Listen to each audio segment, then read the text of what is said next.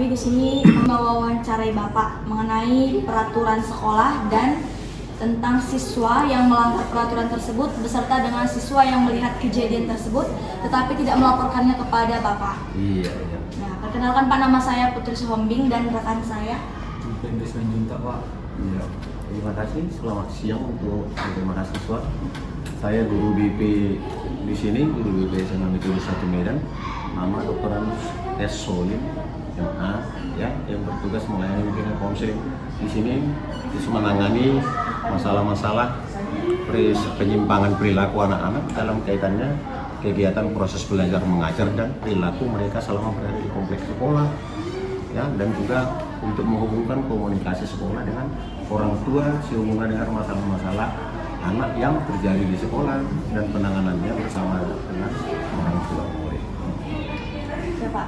Yang ingin saya tanyakan pertama sekali, apakah sekolah atau yayasan ini memiliki peraturan, Pak? Ya, setiap sekolah apapun itu memiliki peraturan tata tertib sekolah yang bertujuan untuk mengatur kenyamanan kegiatan proses belajar mengajar di situ, yang mengatur sikap perilaku anak-anak baik di dalam kegiatan proses belajar mengajar di kelas maupun sikap terhadap bapak ibu guru maupun sikap pergaulannya keseharian bersama dengan teman-temannya di lapangan sekolah, di kelas dan di luar sekolah. Lalu Pak, apa saja misalnya peraturan di dalam sekolah ini khususnya untuk siswanya, Pak? Kalau peraturan sekolah itu dituangkan dalam satu peraturan, satu buku banyak, ya. Artinya semua poin-poin yang ditulis dalam peraturan sekolah ini adalah memang perilaku yang nyata yang dilakukan oleh anak-anak keseharian selama berada di kompleks sekolah. Poin-poin tersebut itu yang menjadi fokus perhatian kita untuk menertibkan mereka supaya mereka tertib sehingga tidak terjadi gangguan belajar bagi anak-anak di kelas maupun di dalam pergaulan mereka selama berada di kompleks sekolah. Setelah saya membaca peraturan yang ada di sekolah ini, Pak, ada beberapa poin yang ingin kami soroti, yaitu dalam poin 12 bahwasannya siswa itu dilarang membawa, menyimpan atau menghisap rokok, apalagi ganja. Nah, mungkin kasus ini sudah pernah Bapak hadapi. Baik, secara umum kita lihat bahwa sikap perilaku anak atau mungkinkah ini sudah satu sikap perilaku yang sudah sering mereka lakukan dari jenjang sekolah sebelumnya, apakah dia di SD, apakah di SMP, kita banyak melihat anak laki-laki, ya. Nah, anak laki-laki pada umumnya sudah terlibat dengan merokok, ya, merokok. Dan juga dalam hal merokok ini tidak hanya di luar tapi terbawa juga ke lingkungan sekolah. Maka sering atau ada kadang-kadang kita lakukan razia di kelas untuk mengantisipasi apakah ada anak-anak membawa rokok atau anak-anak merokok di sekolah, maka kita lakukan razia. Nah, sering juga kita menemukan bahwa di dalam tas anak-anak itu kita temukan mancis, ada rokok, ya. Namun jenis-jenis soal narkoba tadi belum pernah kita ketemukan. Hanya rokok dengan nama-nama rokok tertentu, apakah rokok putih, kretek dan yang lain-lain. Yang biasanya mereka merokok itu bagi mungkin mereka yang sudah kecanduan pada waktu istirahat di kamar mandi atau di tempat-tempat tersembunyi di lingkungan sekolah, ya. Dan pada umumnya mereka yang merokok ini tidak berani sendiri-sendiri. Mereka berteman 1 atau 2 atau 3 orang. Karena sekolah, guru BP-nya dan guru piket sering melakukan razia, maka mereka melakukan seperti itu. Ada giliran temannya dulu 2 atau 3 orang merokok di dalam kamar mandi, yang lain mengamati dari luar apakah ada yang memperhatikan mereka, Bapak Ibu guru. Nah, ketika ada lewat guru piket atau guru BP-nya, maka kasih kode supaya mereka berhenti gitu, ya, berhenti merokok atau segera keluar dari situ gitu. Nah, dan kalau aman-aman saja, maka giliran yang pengawas tadi masuk ke dalam, yang di dalam sudah selesai, tukar gitu. Itulah perilaku mereka yang ketika merokok. Jadi untuk mengantisipasi supaya jangan merokok di kamar mandi atau di sekolah, nah kita kadang-kadang kita lakukan razia tadi. Semua periksa tas mereka di ruangan itu dilakukan secara ketat oleh guru-guru, baik guru perempuan laki-laki, semua kelas. Nah, jadi orang-orang yang sudah kita temukan orang yang menyimpan rokok itu kita proses di BP ini, ya.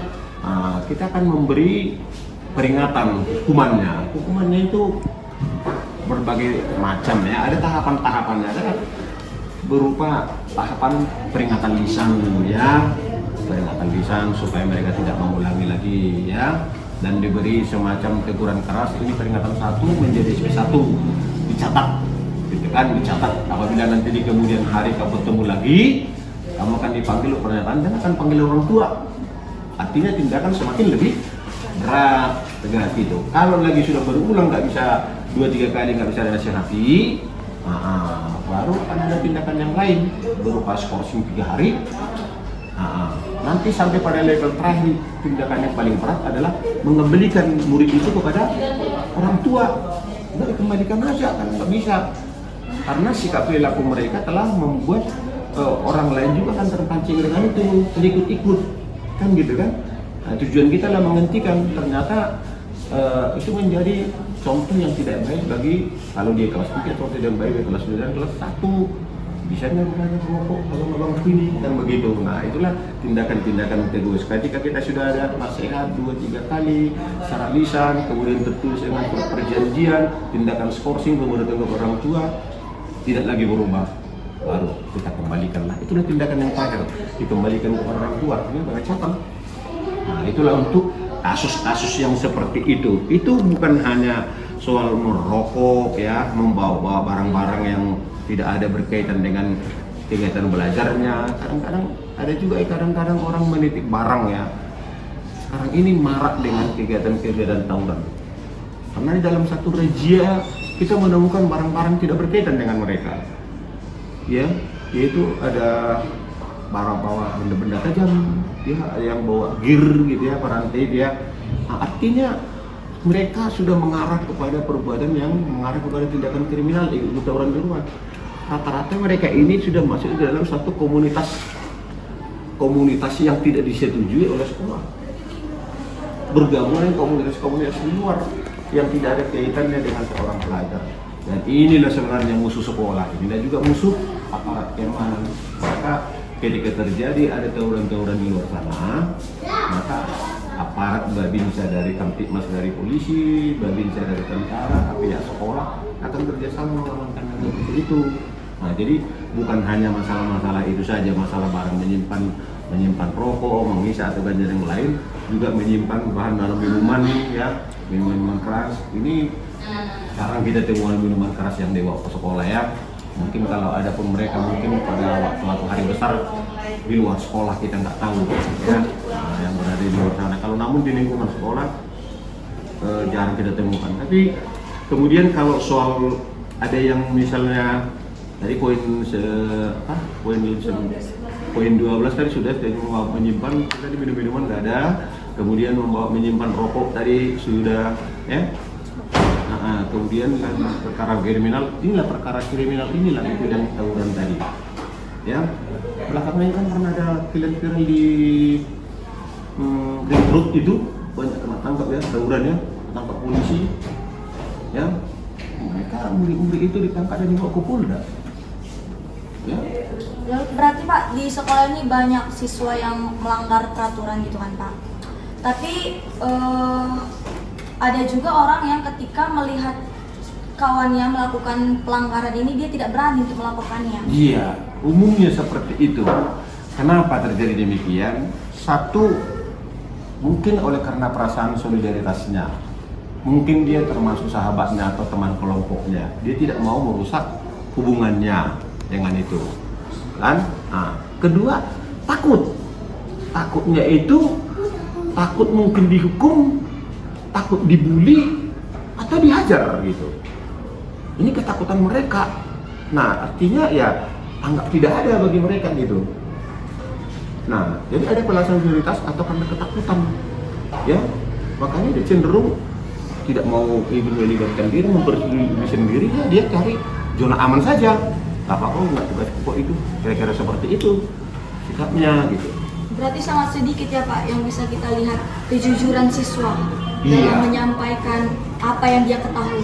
Iya, jadi memang masih sedikit ya, nggak kalau semua.